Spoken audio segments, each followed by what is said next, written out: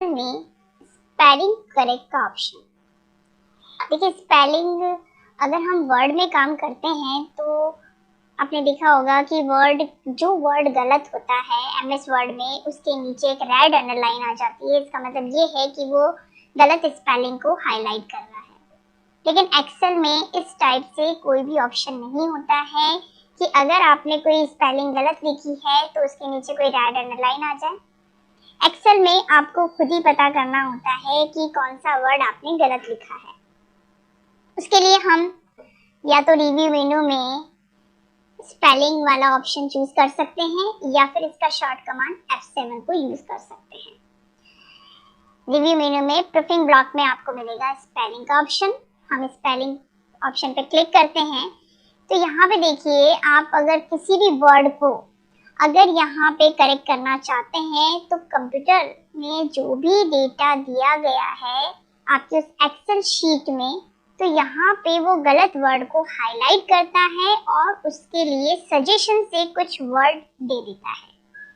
यहाँ पे इस डायलॉग बॉक्स में आप देखेंगे कि हमारा जो ये हिस्ट्री लिखा हुआ है, ये स्पेलिंग एक्सेल शीट में उसकी डिक्शनरी में ये वर्ड गलत है, तो उसने आपको सजेशन में कोई दूसरा वर्ड दिया है कि आप क्या लिखना चाह रहे थे। जैसे हमें यहाँ पे हिस्ट्री वर्ड जो है वो यहाँ पे सही दिखाई पड़ रहा है।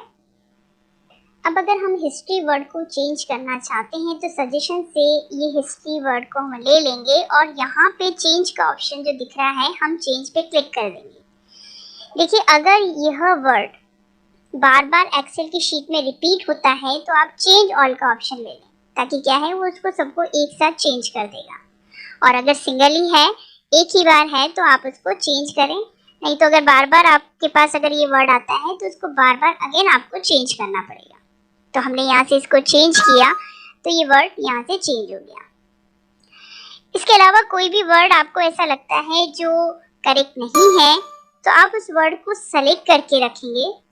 ये जैसे हमने यहाँ पे इंग्लिश वर्ड भी हमें गलत दिख रहा है, हम या तो F7 या फिर स्पेलिंग वाला ऑप्शन ले लेंगे। तो देखिए, दो इसमें ऑप्शन दे रखे हैं, एक तो चेंज और दूसरा है इग्नोर।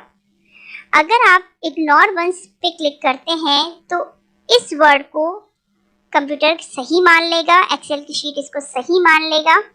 इसका मतलब ये है कि आप इसको चेंज नहीं करना चाहते। और इग्नोर्स ऑल का मतलब ये होता है कि अगर आपके पास ये वर्ड कई बार है और आप इसको इग्नोर ऑल पे क्लिक कर देते हैं तो ये आपको बीच में एरर नहीं देगा। दो ही ऑप्शन है, या तो इग्नोर या फिर चेंज। अगर आपको लगता है कि ये वर्ड गलत है तो आप सजेशन से वर्ड ले लें। अभी देखिए, यहाँ पे एक ही वर्ड दिया हुआ है, अगर आप चेंज करेंगे तो चेंज हो जाएगा। और अगर आप यहाँ से इग्नोर कर देंगे तो इग्नोर का मतलब ये है कि वो स्पेलिंग सही है। और दूसरा है कि अगर कोई नया वर्ड अगर आप इसकी डिक्शनरी में ऐड करना चाहते हैं तो यहाँ से जो भी वर्ड, जैसे कई बार क्या होता है, ये नाम की स्पेलिंग को भी गलत बताता है।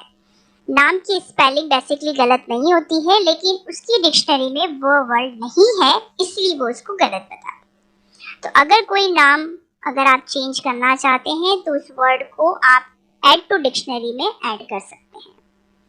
अभी यहाँ पे पास जैसे हमारे पास साइंस लिखा हुआ है, साइंस ये एक वर्ड गलत दिखा रहा है।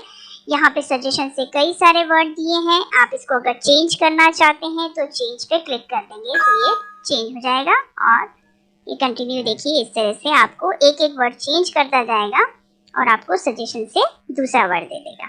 देखिए, ये देखिए, नाम की स्पेलिंग को ये रॉन्ग बता रहा है, लेकिन हमारी जो स्पेलिंग है वो सही है।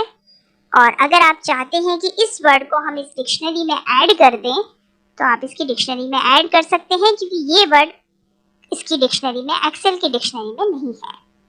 तो इस तरह से आप अगर चाहें तो चेंज करें, आप चाहें तो इसकी डिक्शनरी में ऐड करें, या फिर आप इस नाम को इग्नोर कर दें।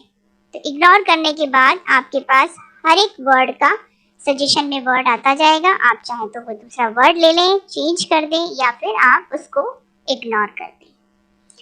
तो ये था हमारा स्पेलिंग का वीडियो।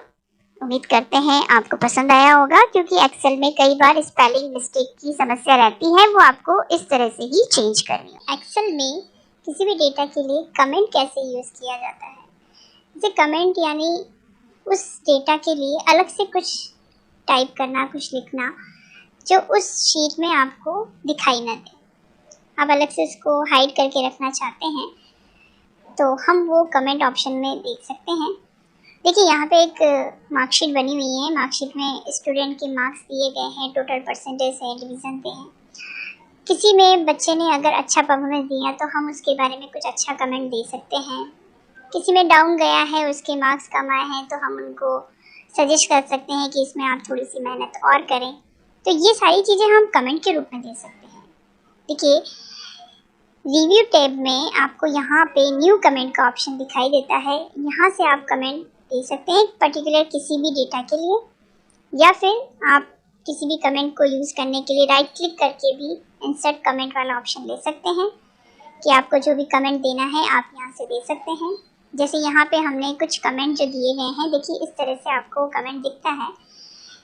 जब भी हम किसी के लिए कमेंट देते हैं तो वहाँ पे एक रेड मार्क आपको शो करता है। इसका मतलब ये है कि वहाँ पे कोई ना कोई कमेंट यूज़ किया गया है। जैसे कमेंट कैसे यूज़ करते हैं पहले वो देखते हैं। जैसे इस बच्चे की इंग्लिश में, हिंदी में, मैथ्स में अच्छे हैं लेकिन साइंस में थोड़ा डाउन गया, हिस्ट्री में थोड़ा डाउन, कंप्यूटर में और डाउन गया। तो हमने यहाँ पे कमेंट दिया है more work hard in history, more work hard in computer, और टोटल डिवीज़न उसका जो है फर्स्ट डिवीज़न बना है, परसेंटेज भी 60 बने, तो हमने गुड दे दिया। इस तरह के और भी कमेंट अगर आप देना चाहें किसी स्टूडेंट के लिए तो आप दे सकते हैं। जैसे इस स्टूडेंट की हिस्ट्री में मार्क्स थोड़े से कम है और उसका डिवीज़न भी अच्छा नहीं बना, तो हम टोटल पे भी दे सकते हैं, या पर्टिकुलर किसी में सब्जेक्ट में उसके ज़्यादा ही कम है तो हम उसके लिए भी अलग से कमेंट दे सकते हैं। यहाँ पे हम इस टोटल मार्क्स के ऊपर देते हैं कमेंट। यहाँ से हमने कमेंट ऑप्शन खोला, ये कमेंट बॉक्स खुल जाता है। यहाँ पे हमें इसको और वर्क हार्ड के लिए कहना है तो आप यहाँ पे उसको और कह सकते हैं। टोटल हम खाली वर्क हार्ड लिख सकते हैं, work hard in all subject. ये इस तरह से हम कमेंट दे सकते हैं। अब जैसे ही हम किसी और दूसरे सेल पे क्लिक करेंगे तो पहले वाला कमेंट उस सिर्फ एक मार्क रह जाता है, रेड मार्क, जो आप उस सेल के साइड में देख सकते हैं।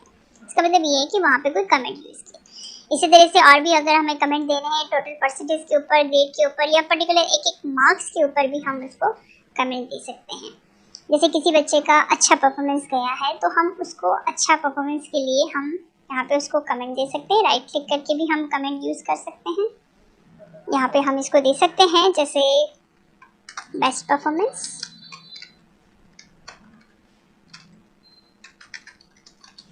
और अगर आप चाहें कि कमेंट आपका छोटा है तो इस कमेंट बॉक्स को आप थोड़ा छोटा भी कर सकते हैं। इस तरह से कमेंट बॉक्स छोटा या बड़ा इस तरह से किया जा सकता है। अगर कमेंट आपको बहुत कुछ लिखना है तो आप उस बॉक्स को बड़ा भी बना सकते हैं या छोटा भी बना सकते हैं। तो ये देखिए यहाँ पे मार्क आ जाता है। इसी के साथ आप और भी जो कमेंट देना चाहते हैं वो हम हर एक स्टूडेंट के लिए अलग अलग कमेंट दे सकते हैं। जैसे हमने इस स्टूडेंट के लिए एक्सीलेंट पे दे दिया, और इस तरह से ये कमेंट ऐड हो जाता है। किसी में अगर आपको लगता है कि किसी बच्चे के मार्क्स किसी पर्टिकुलर सब्जेक्ट में कम है तो आप उसमें लिख सकते हैं। तो जैसे हम यहाँ पे लिखते हैं 79% फर्स्ट डिवीज़न है, लेकिन कुछ में जैसे उसकी हिस्ट्री में थोड़े से मार्क्स कम दिखते हैं और मैथ्स में भी कम है थोड़ा। अगर इन दोनों में इम्प्रूवमेंट हो जाता तो थोड़ा सा उसका परसेंटेज हाई चला जाता। तो हम यहाँ पे उनके लिए कुछ अलग से कमेंट पर्टिकुलर सब्जेक्ट वाइज भी कर सकते हैं। Best but more work hard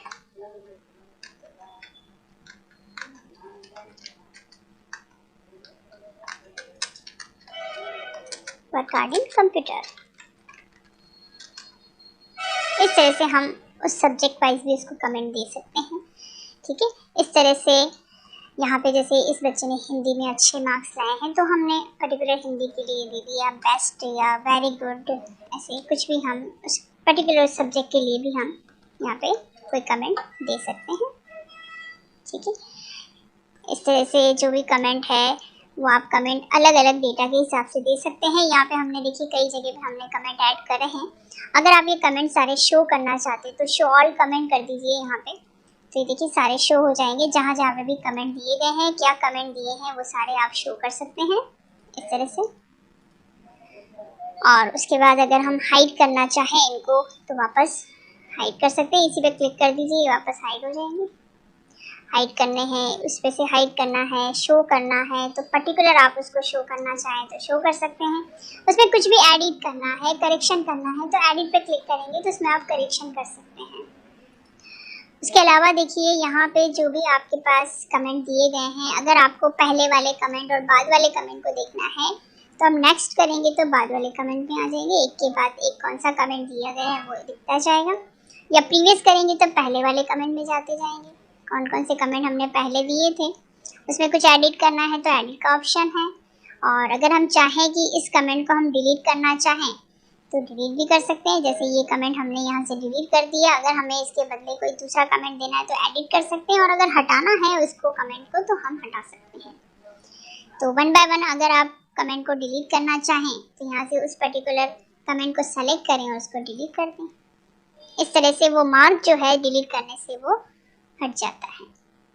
तो इस तरह से कोई भी डेटा पे अगर आप कमेंट यूज़ करना चाहते हैं तो उसको कमेंट दे सकते हैं। वो आप देंगे रिव्यू मेनू में न्यू कमेंट के ऑप्शन से। उसमें सारे कमेंट शो करना है, हाइड करना है, या फिर आप प्रीवियस या नेक्स्ट या डिलीट करना चाहते हैं तो ये सारे ऑप्शन आपको यहाँ पे दिए गए हैं। एक्सेल में ग्राफ बनाने के लिए हम चार्ट को यूज़ करते हैं जो आपको इंसर्ट टैब में मिलता है। इंसर्ट में आपको अलग अलग टाइप के यहाँ पे चार्ट्स ऑप्शन में मिलेंगे, कॉलम, लाइन, पाई, बार, अलग अलग तरह के चार्ट हैं। अलग अलग डेटा के हिसाब से तैयार किए जाते हैं ये चार्ट्स। देखिए यहाँ पे एक दे रखा है, हम आज कॉलम वाला चार्ट बनाना सीखेंगे। चार्ट बनाने का जो मेन उद्देश्य है वो ये है कि अगर हमारे पास कोई डेटा है और बहुत ज़्यादा मात्रा में अगर हमारे पास डेटा है तो हम उस वैल्यूज़ को अगर रीड करना चाहें तो एकदम से उस वैल्यूज़ को पढ़ नहीं सकते हैं, रीड नहीं कर सकते हैं, या फिर हमें जैसे कोई भी वैल्यूज़ को हाईएस्ट वैल्यूज़ पता करनी है या अप या डाउन में पता नहीं कि कब वैल्यू बढ़ी है, कब वैल्यू कम हुई है, तो एग्जैक्ट हमें पता नहीं चल सकता। केवल हम उस टेबल में वैल्यूज़ को ढूंढने की कोशिश करेंगे तो कोई ना कोई गड़बड़ हमसे हो सकती है। तो उसके लिए हम यहाँ पे कॉलम बनाते हैं। कॉलम वाला यानी चार्ट बनाने के लिए हमने यहाँ पे कॉलम वाला ऑप्शन चूज़ किया है।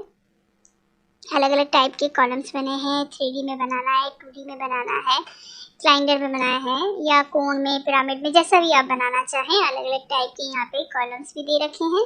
जैसे हम यहाँ पे 2D में बनाना चाहते हैं तो 2D वाला इंसर्ट करेंगे।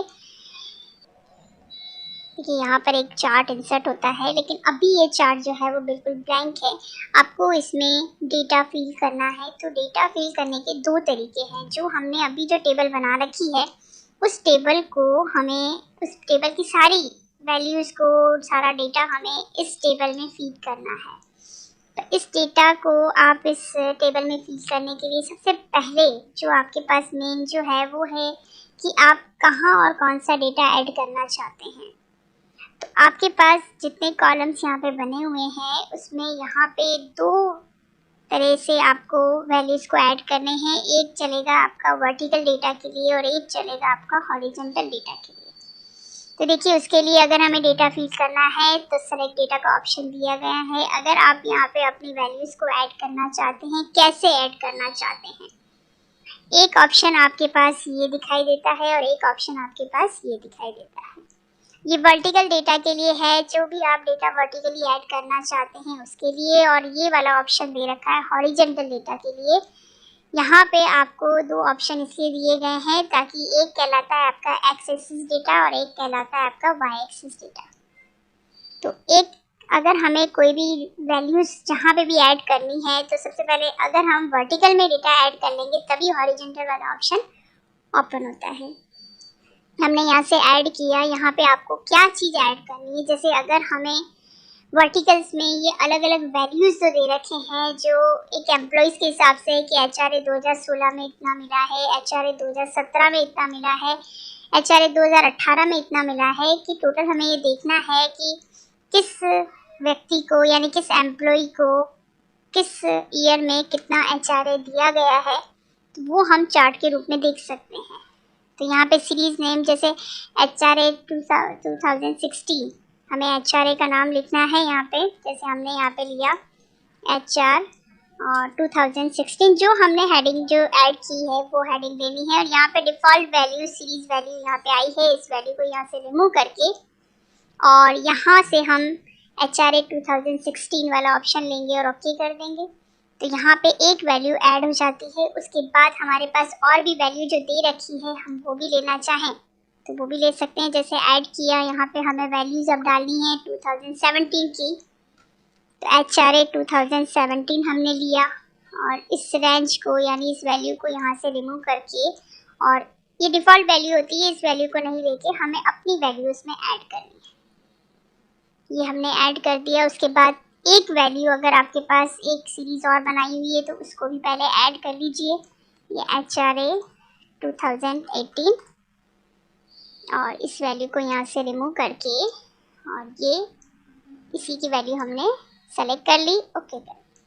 अब देखिए आपके पास जितनी वैल्यू इस वर्टिकल डेटा के लिए तैयार थी वो हमने सारी ऐड कर ली। अब हमें एम्प्लॉयज़ के नाम के हिसाब से उसकी वैल्यूज देखनी है, तो हमें नेम वाला जो कॉलम है वो हमें डालना है हॉरिजॉन्टल में। तो हम यहाँ से हॉरिजॉन्टल वाला ऑप्शन लेंगे, एडिट पे क्लिक करेंगे और इस नेम वाले ऑप्शन को सेलेक्ट कर लेंगे कुछ इस तरह से और यहाँ से ओके कर देंगे। अगेन ओके करेंगे। देखिए इस तरह से ये चार्ट में डेटा आपका ऐड हो जाता है। अब अगर आप ये चाहते हैं कि इसमें हम और भी कोई वैल्यू ऐड करना चाहें तो वैल्यू ऐड कर सकते हैं। अलग अलग सीरीज़ यहाँ पे ऐड हो चुकी है। आपकी ये सारे HRA 2016, 17 और 18 का डेटा भी ऐड हो गया है। हर एक नाम वाइज ऐड किया गया है, किस व्यक्ति ने कितना या किस व्यक्ति को कितना HRA किस ईयर में कितना मिला है, वो सारी डिटेल्स आपको इस चार्ट के रूप में परफेक्टली बताई जा सकती है। लेकिन ये हमारा थोड़ा सा लंबा मेथड है। अगर इसी को हम एक शॉर्ट मेथड में यूज़ करना चाहें तो भी कर सकते हैं। उसके लिए जैसे एक चार्ट हमारे पास, एक डिटेल्स हमारे पास और है, जैसे इसी में हमारे पास उस एम्प्लॉयज़ की एज, उस एम्प्लॉय का डिपार्टमेंट और फिर HRA दे रखा है। तो अगर हम ये चाहते हैं कि इनको हम सबको एक साथ लें तो पूरा टेबल आप सेलेक्ट करें। हमें टोटल नहीं लेना है, हमें सिर्फ इनका HRA 17, 18 और ये देखना है।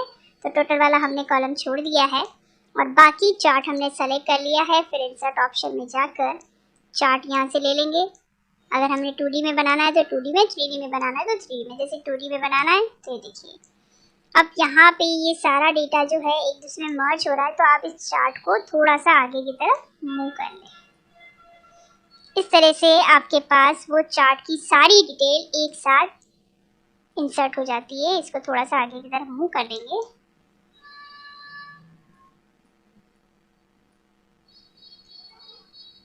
इस तरह से हम इसको थोड़ा सा देख लेते हैं ताकि आपको पूरा कंप्लीट चार्ट दिखाई देगा। उसमें आपके पास सारा वर्टिकली डेटा भी दिख रहा है, हॉरिजॉन्टल जो डेटा आपने ऐड किया है वो भी दिख रहा है। उसमें आपके पास सारी चीज़ें आ गई, उसका नाम आ गया, उसका ID नंबर आ गया है, उसमें एज और उसमें किस डिपार्टमेंट में है, वो सारी चीज़ें एक साथ ऐड होती हैं। और HRA कितना किसको मिला है वो सारी चीज़ आप यहाँ पे एक साथ देख सकते हैं। तो ये चार्ट बनाने का एक शॉर्टकट मेथड है। आप इसको इस तरह से भी यूज़ कर सकते हैं, चाहे आप सेलेक्ट डेटा भी यूज़ कर सकते हैं। अब चार्ट जब इंसर्ट होता है तो देखिए यहाँ पर आपके पास जो वर्टिकली डेटा है वो राउंड फिगर में लिया जाता है, यानी मिनिमम से मैक्सिमम जितनी वैल्यू होती है वो यहाँ पे ले ली गई है।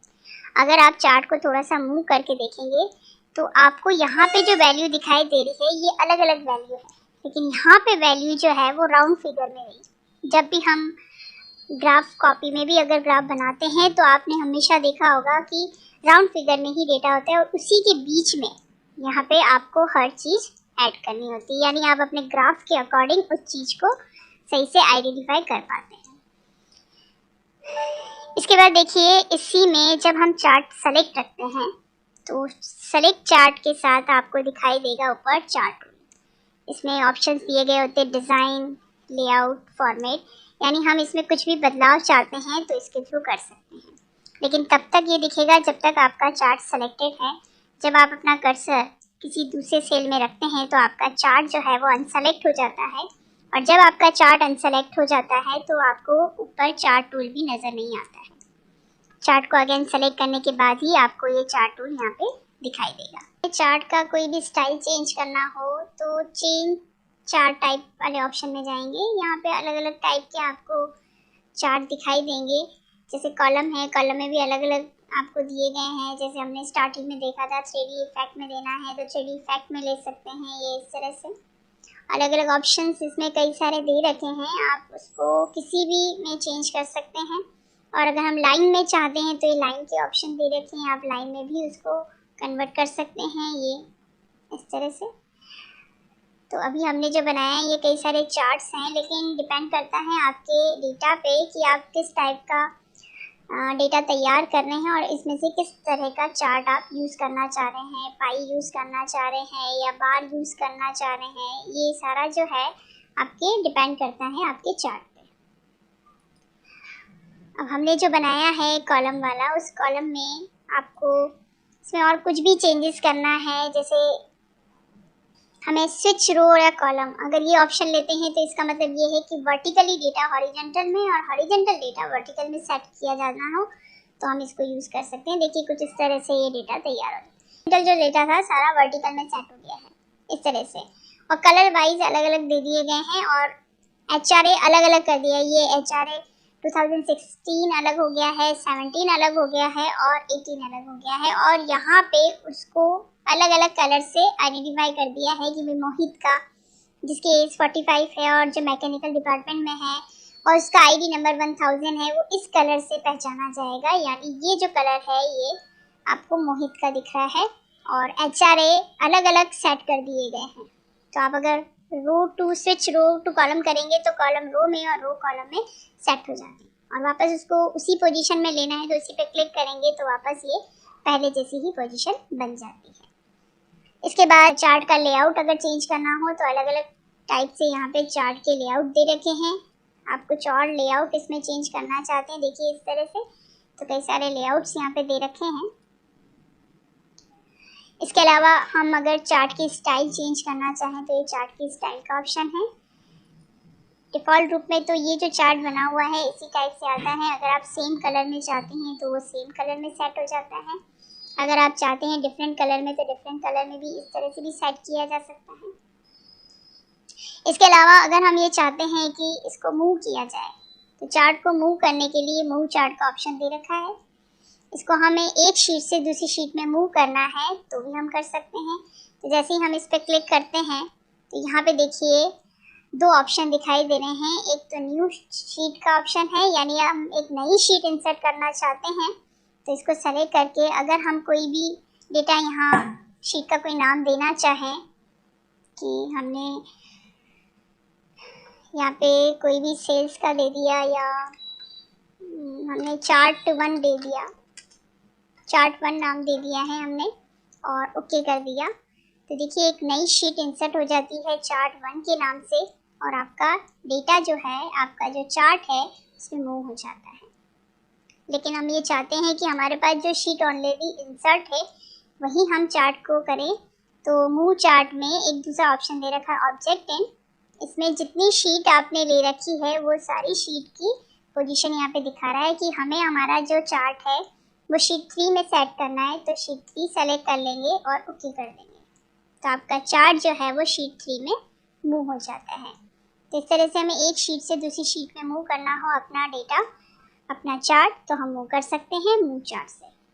अब हमारा जो एक्चुअल वैल्यू का जो डेटा तैयार किया हुआ था, जो टेबल थी, वो हमारी दूसरी शीट में है और हमारा जो चार्ट है वो दूसरी शीट में सेट किया हुआ है।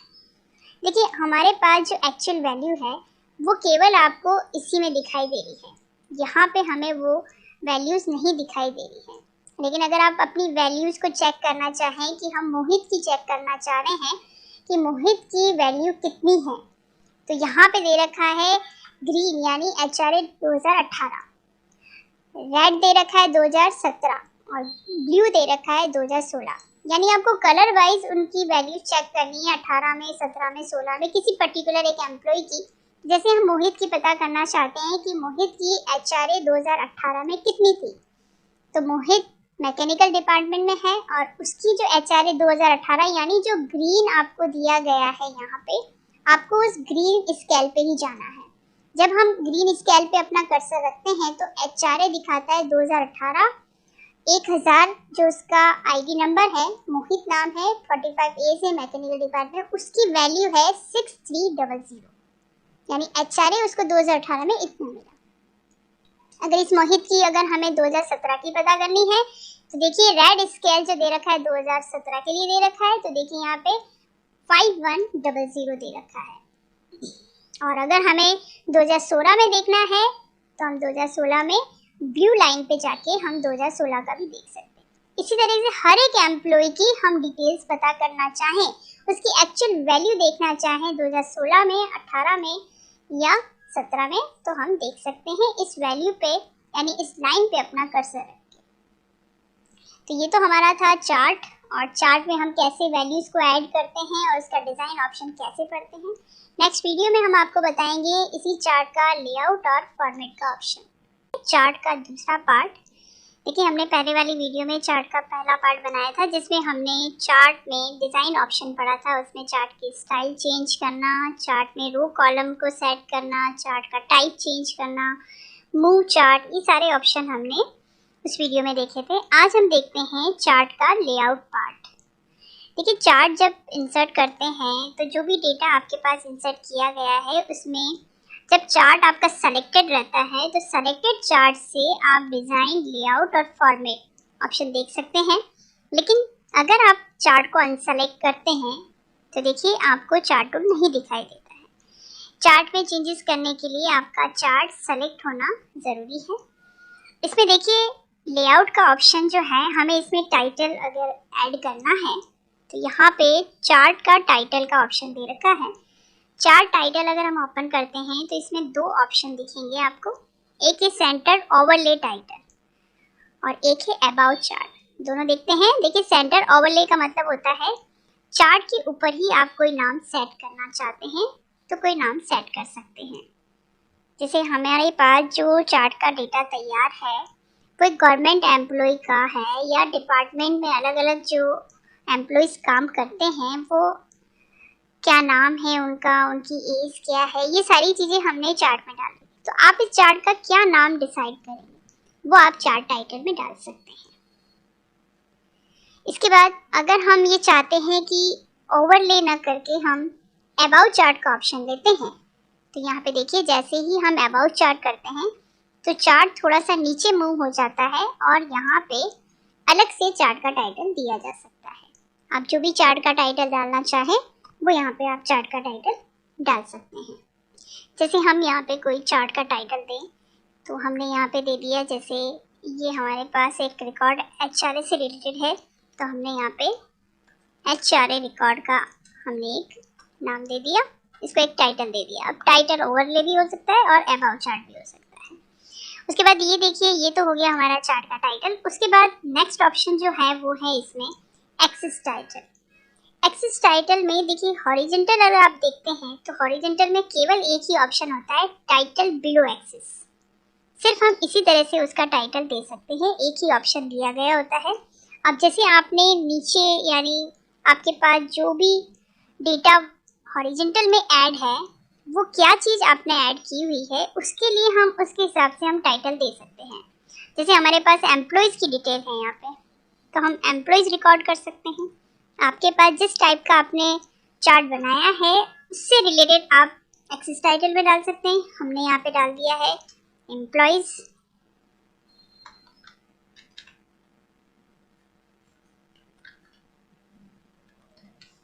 एम्प्लॉयज़ हमने रिकॉर्ड डाल दिया है, ये हमने इसे डाल दिया है। तो ये डाला है आपका हॉरिजॉन्टल में। लेकिन आप अगर वर्टिकल में चाहते हैं कि वर्टिकल भी हम कोई टाइटल ऐड करें तो इसके लिए एक्सिस टाइटल में 2-3 ऑप्शन दे रखा है। देखिए यहाँ पे प्राइमरी, वर्टिकल, एक्सिस टाइटल में एक दे रखा है आपको रोटेट टाइटल। कुछ इस तरह से आप अपना टाइटल ऐड कर सकते हैं। और अगर हम चाहें तो इसमें वर्टिकल भी ले सकते हैं, कुछ इस तरह से। जो भी टाइटल आप डालेंगे उसमें वर्टिकली डेटा ऐड हो जाएगा। और अगर हम चाहते हैं तो इसमें हम हॉरिजॉन्टल भी ले सकते हैं, कुछ इस तरह से। और अगर आपको लगता है कि हमें ये वाला ऑप्शन नहीं चूज करना है, तो एक बार अप्लाई हो जाने के बाद हर टाइटल के ऊपर आपको दिया होता है नन का ऑप्शन। अगर आप उस ऑप्शन को वापस हटाना चाहते हैं, उस वैल्यूज को वापस हटाना चाहते हैं, उस टाइटल को वापस हटाना चाहते हैं, तो उसको नन कर सकते हैं, तो वो टाइटल वहां से रिमूव हो जाता है। उसके बाद नेक्स्ट हम बात करते हैं लेजेंड। लेजेंड किसको कहते हैं? देखिए यहाँ पर जो हमने जो भी टाइटल जो भी बनाया है या जो भी हमने डेटा ऐड किया है, वो किस रूप में दिख रहा है आपको, तो वो दिख रहा है हमें लेजेंड्स के रूप में। यहाँ पे अलग अलग जो कलर शो हुए हैं, जो भी एम्प्लॉयज की जो डिटेल यहाँ पे दिखाई जा रही है, जो चार्ट के रूप में है, वो इस लेजेंड्स के हिसाब से ही दिख रही है, क्योंकि इसमें 2018 से लेकर 2017 से लेकर 2016 से लेकर सारा वैल्यू जो है वो इसी के साथ ऐड है। तो कितनी किसकी क्या है, वो सारी डिटेल हम यहाँ से देख सक रहे हैं, तो वो कहला रही है आपके लेजेंड्स के रूप में। तो लेजेंड्स जो है वो हमेशा डिफॉल्ट रूप में राइट साइड में ही सेट होते हैं, लेकिन हम ये चाहते हैं कि इसकी पोजीशन हम टॉप में दे दें या बॉटम में दे दें या राइट या लेफ्ट या ओवरले दे दें, तो भी हम दे सकते हैं। उसके लिए हमें लेजेंड्स ऑप्शन में जाना है, और यहाँ से देखिए डिफॉल्ट रूप तो ये दे रखा है जो राइट साइड में है, लेकिन हम ये चाह रहे हैं शो लेजेंड एट टॉप, तो टॉप वाले ऑप्शन में आ जाएगा, यानी आपके लेजेंड्स यहाँ से हटकर टॉप में चले जाते हैं। तो आप अपना चार्ट इस तरह से भी सेट कर सकते हैं, लेकिन हम ये चाहते हैं कि इसको हम लेफ्ट में रखें, तो लेफ्ट में आ जाता है इस तरह से। और अलग अलग ऑप्शन दे रखे हैं, जैसे हम इसको बॉटम में चाहते हैं तो बॉटम में सेट हो जाएगा। यहाँ पे HRA ये तीनों यहाँ पे सेट हो गए हैं। और अगर हम ये चाहते हैं तो ओवरले लेजेंड एट राइट और overlay legend at left, right और लेफ्ट में भी सेट कर सकते हैं, जैसे इस तरह से, लेकिन ये ओवरले यानी उसी के ऊपर सेट किया जाता है इस तरह से। अगर हम ये चाहते हैं कि हम इसको इसी तरह से रहने दें तो आप रख सकते हैं। अगर हम चाहते हैं कि नहीं वो डिफॉल्ट पोजीशन ही सही थी, तो हम वापस उसकी राइट साइड में डिफॉल्ट पोजीशन सेट कर देते हैं। उसके बाद देखिए डेटा लेबल। अब भी हमारे पास यहाँ पे जो एक्चुअल वैल्यू थी वो दूसरी शीट में है और आपका चार्ट दूसरी शीट में है। अगर हमें चार्ट की वैल्यू यहीं पे देखनी है तो हम कर्सर वहाँ रख के देख सकते हैं।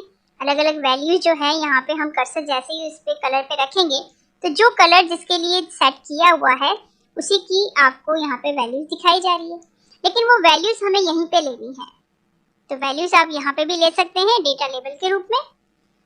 जैसे इसके लिए 2-3 ऑप्शन है, जैसे सेंटर लेंगे तो यहाँ पे देखिए इस तरह से कुछ सेंटर में सेट हो जाएंगे, लेकिन इस ऑप्शन में आपको जो है वो वैल्यूज सही से दिखाई नहीं दे रही है, सही से आप रीड नहीं कर पा रहे हैं, तो आप चेंज भी कर सकते हैं।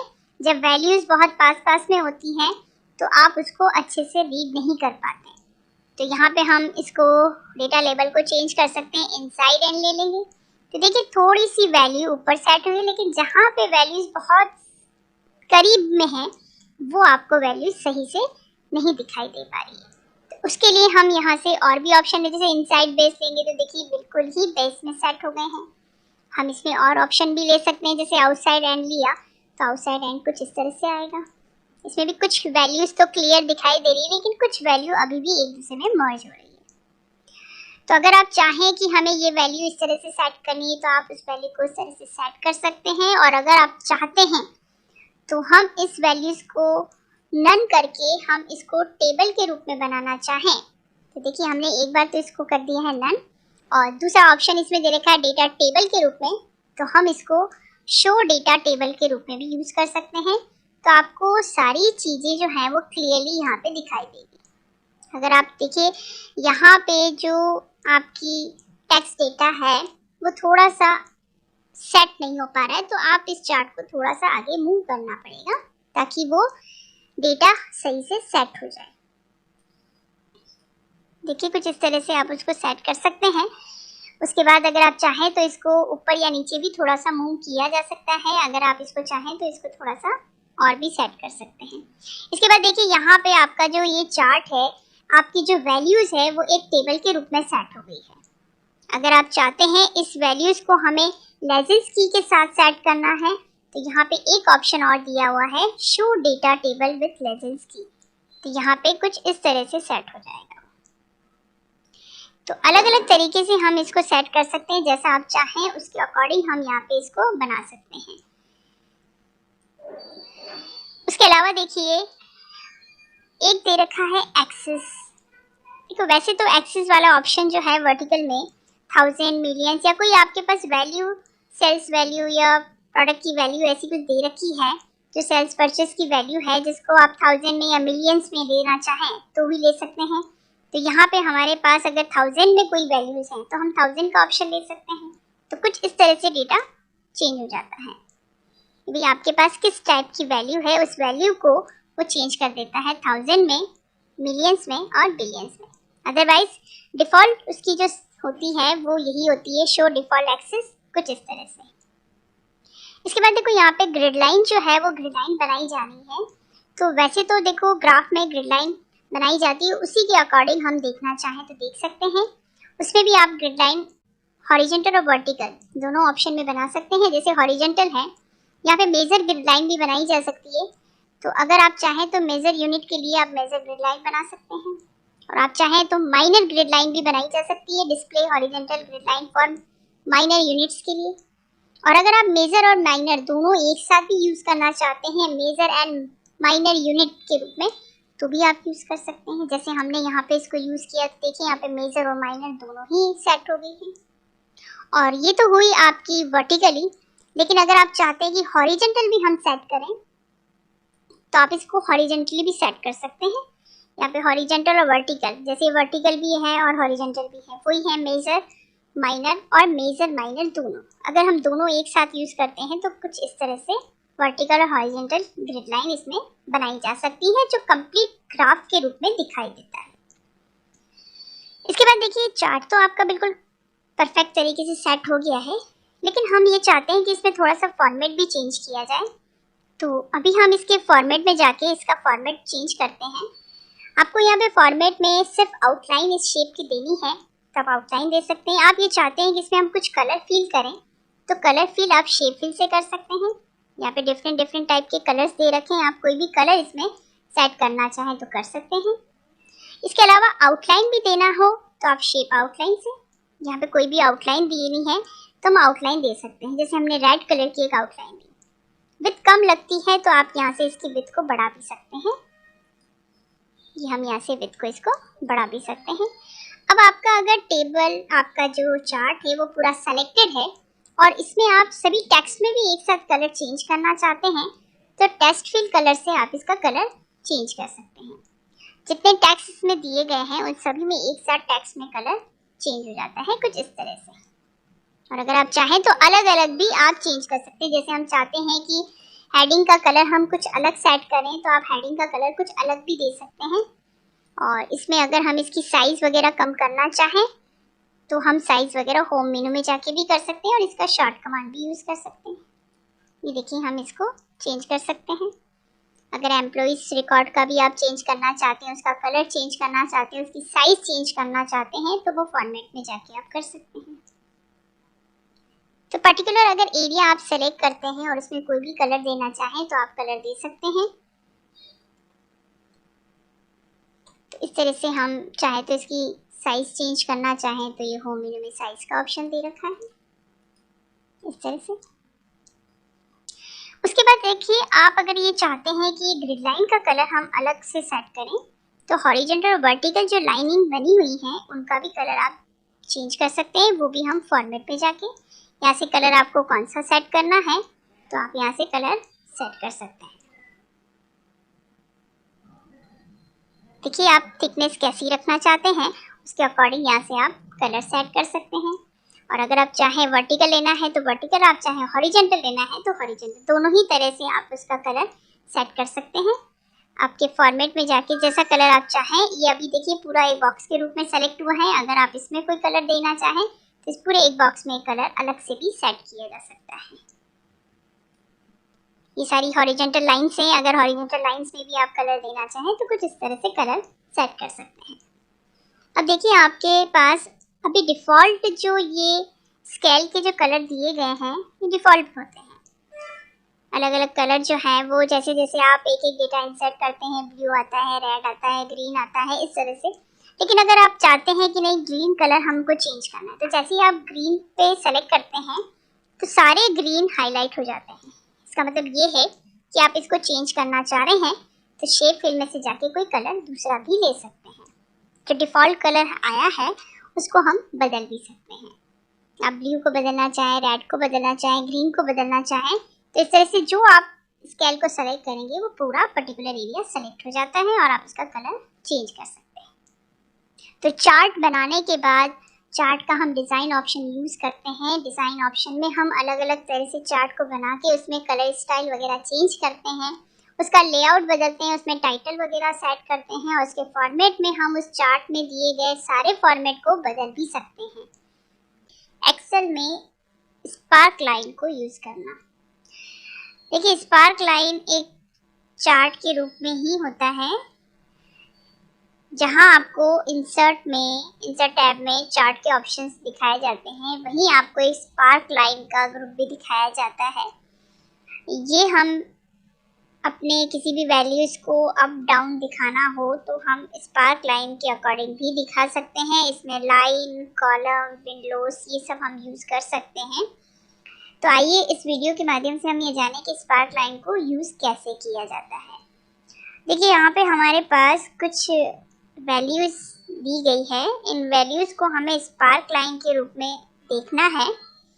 तो यहाँ पे हमें जिस सेल में स्पार्क लाइन बनानी है कर्सर वहीं रखेंगे और लाइन वाले ऑप्शन में जाके यहाँ पे डेटा रेंज पूछा जा रहा है। डेटा रेंज को आपको सेलेक्ट करना है जिस रेंज को आप देखना चाहते हैं और ओके कर देंगे।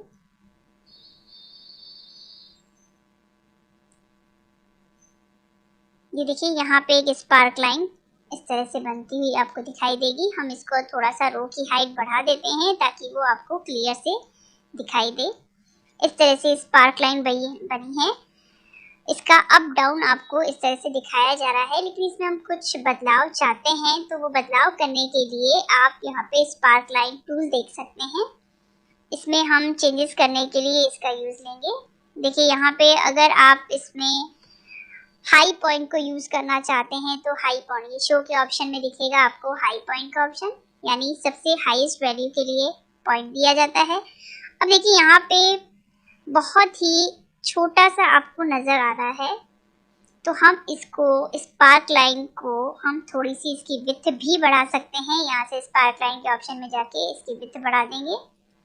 ये देखिए, आपकी विड्थ इससे बढ़ जाती है। और अगर आप चाहें तो यहाँ से हाई पॉइंट को यूज़ करने के बजाय लो पॉइंट को भी यूज़ कर सकते हैं। लो पॉइंट, इसका कलर चेंज करना है जैसे पॉइंट का, तो हमें यहाँ पे पॉइंट के ऑप्शन दिए गए हैं। जैसे हमें इसका पॉइंट, मार्कर पॉइंट हमें चेंज करना है तो हम मार्कर पॉइंट चेंज कर सकते हैं इस तरह से। तो 1 बाय 1 करके ये आपको दिखाते हैं। देखिए, यहाँ पे हमारे पास जो स्पार्क लाइन का ऑप्शन दिया हुआ है, इसमें low point, high point, negative point. अगर आपके पास कोई नेगेटिव वैल्यू है, जैसे यहाँ पे हमने इसमें नेगेटिव वैल्यू ऐड कर दी, ये देखिए नेगेटिव वैल्यू हमारे पास है। ये देखिए, रैंड बिटवीन से लिए गए डेटा है, इसलिए आपको थोड़ा सा अप डाउन में दिख रहा है। अब इस नेगेटिव वैल्यू को आपको हाईलाइट करना है तो नेगेटिव पॉइंट को ये इस तरह से हाईलाइट कर देता है। उसके बाद नेगेटिव पॉइंट को वापस हम हटाना चाहे हटा सकते हैं। फर्स्ट पॉइंट को हाईलाइट करना है, फर्स्ट पॉइंट हाईलाइट हो गया। इसके अलावा फर्स्ट पॉइंट के अलावा लास्ट पॉइंट को हाईलाइट करना है, लास्ट पॉइंट हाईलाइट हो गया। इसके अलावा मार्कर्स, हमें मार्कर्स देने हैं तो यहाँ से इस तरह से मार्कर्स ऐड हो गए हैं। लेकिन मार्कर्स का कलर चेंज करना है तो मार्कर कलर में जाके अलग अलग कलर्स, जैसे हमें सारे मार्कर का कलर एक साथ लेना है, चेंज करना है, तो यहाँ से मार्कर पॉइंट हमने एक साथ चेंज कर दिया। इसको क्लियर करना है, क्लियर कर देंगे। यहाँ से क्लियर किया, क्लियर करने से वो स्पार्क लाइन रिमूव हो जाती है। अगेन हमें स्पार्क लाइन वापस बनानी है तो हमें उसी रेंज में जाके उसको वापस क्रिएट करना है इस तरह से। इसकी विड्थ हम थोड़ी सी वापस बढ़ा देते हैं यहाँ से। अब देखिए, यहाँ पे जो भी पॉइंट आप सेट करते हैं, चाहे लास्ट पॉइंट, चाहे फर्स्ट पॉइंट और चाहे मार्कअप वाला पॉइंट, आप कुछ भी सेट करते हैं। जैसे हमने फर्स्ट पॉइंट सेट किया, इस फर्स्ट पॉइंट का कलर चेंज करना है तो हाई पॉइंट का जो कलर दिया गया है उसका कलर कौन सा रखना है, जैसे हमने ये रखा। और हाई पॉइंट नहीं, हमें लो पॉइंट का देना है तो लो पॉइंट का कलर कौन सा रखना है, ये लो पॉइंट का कलर यहाँ से सेट किया जा सकता है। जैसे हमने रेड रखा है, ये लो पॉइंट का।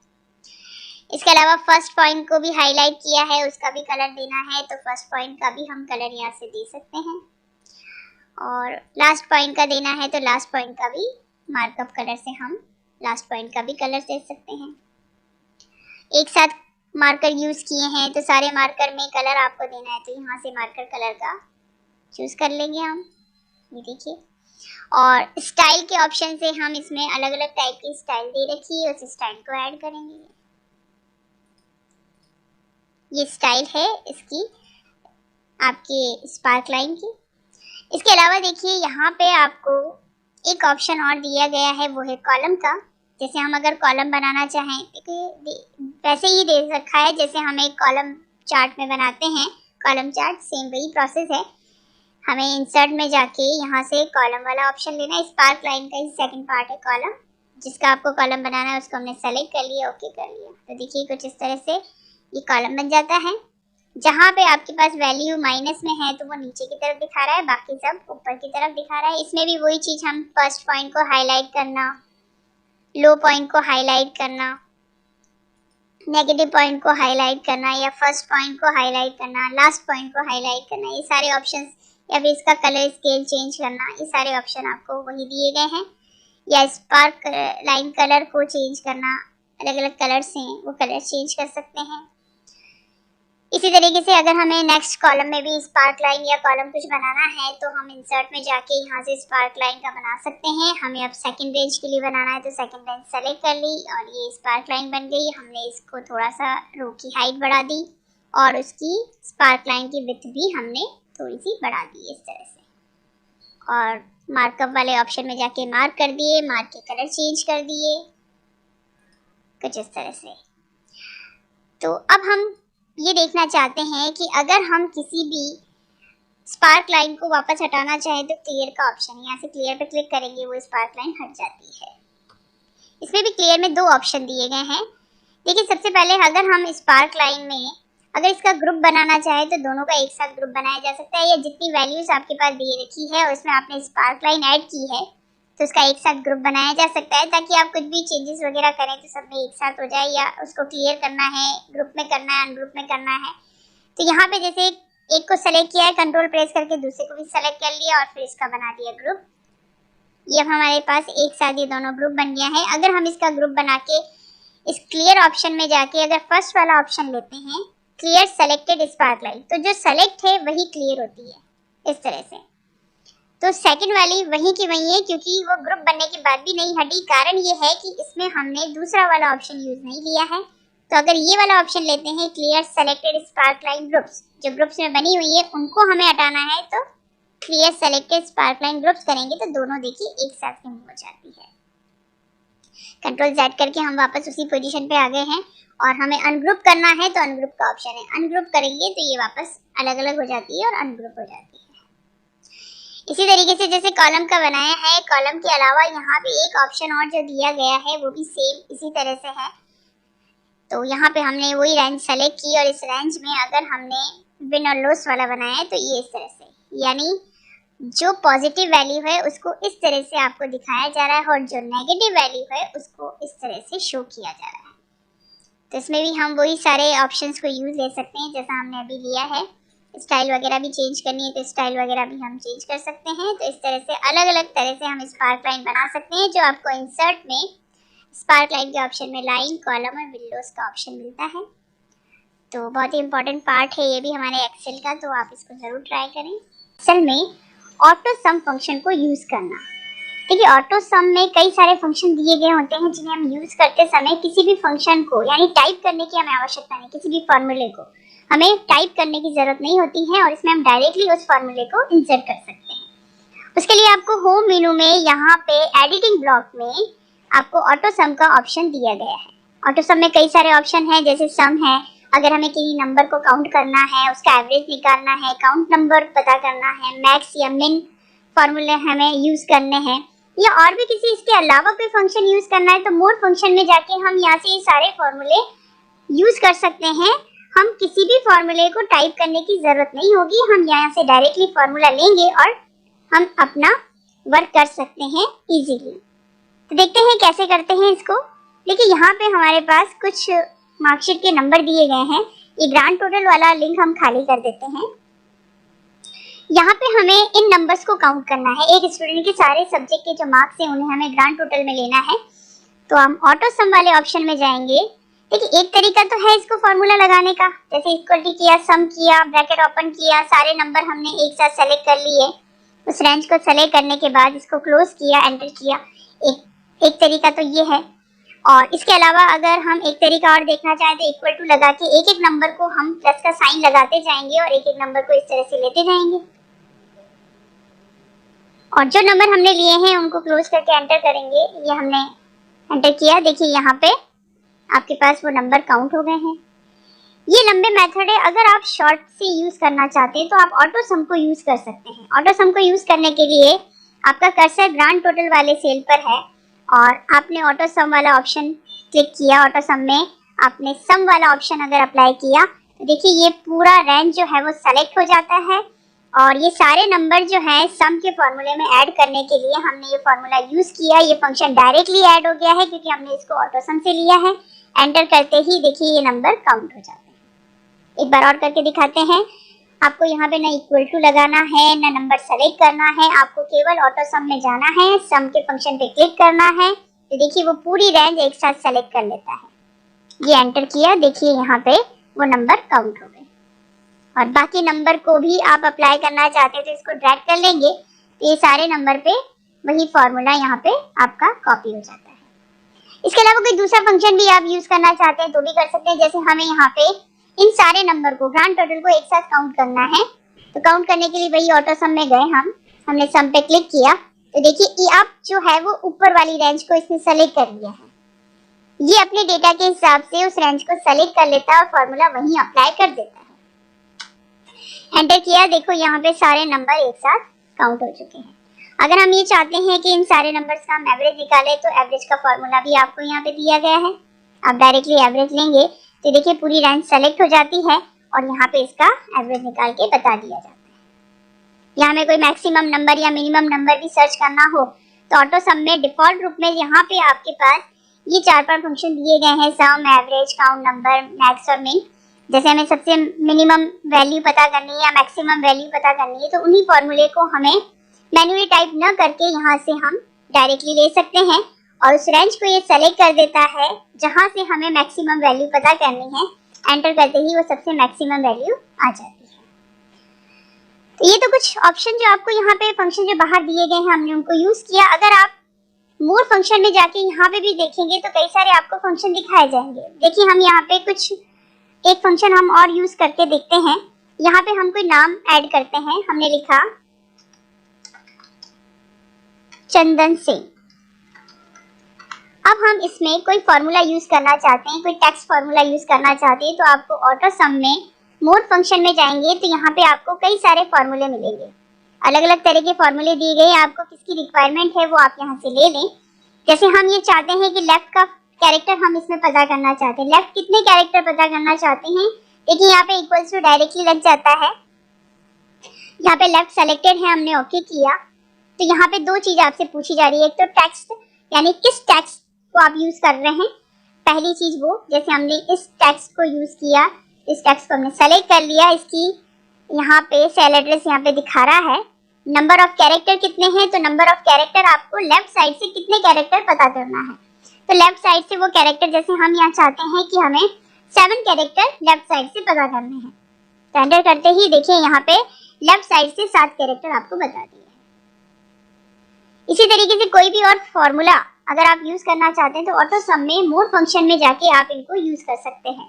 काउंट है, राइट है, इफ है, सम है, बहुत सारे फॉर्मूले आपको यहाँ पे दिए गए हैं, उसी अकॉर्डिंग आप यहाँ पे इसको यूज कर सकते हैं।